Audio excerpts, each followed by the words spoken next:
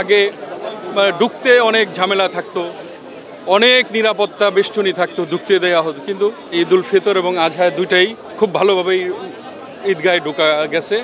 বিগত বছরগুলো এলাকায় ঈদ করেছি, এই দুইটা ঈদ শুধু গ্রামের বাড়িতে করি নেই, ঢাকায় করলাম। ওয়ালটন আবারও মিলিনিয়ার অফারে ওয়ালটন ফ্রিজ কিনে আপনিও হয়ে যেতে পারেন মিলিয়নিয়ার। মিলিনিয়ার ছড়াছড়ি দেশ জুড়ে, এটা শুধু ওয়ালটনই পারে।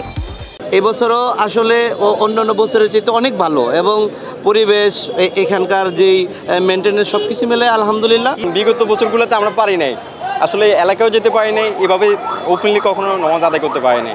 সবচেয়ে প্রাউড ফিল হচ্ছে প্রধান উপদেষ্টার সাথে ঈদ উদযাপন করতে পেরে নিজেকে অনেক ধন্য মনে হচ্ছে। অনুভূতিটা অন্যরকম, যে ঈদ উল আজহা আজকে ছেলেকে নিয়ে আসছে জাতীয় ঈদগাহে ঈদের নামাজ পড়ার জন্য, তো বাসায় গিয়ে ইনশাল্লাহ আমি কুরবানি করব, পরিবার পরিজন নিয়ে সারাদিন ঈদটা উদযাপন করব। অবশ্যই এটা ভালো বলে, এবং আসলে দেশের এই সময়ে আশা করি সবারই একটা ভালো সময় কাটবে। আমি প্রথম এখানে জাতীয় ঈদগাহতে নামাজ পড়লাম।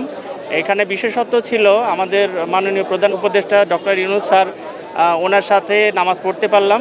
ওনার জন্যে দোয়া করি, এবং সার্বিকভাবে বাংলাদেশে আমাদের যেন শান্তি শৃঙ্খলা ফিরে আসে, এই জন্যে দোয়া করি।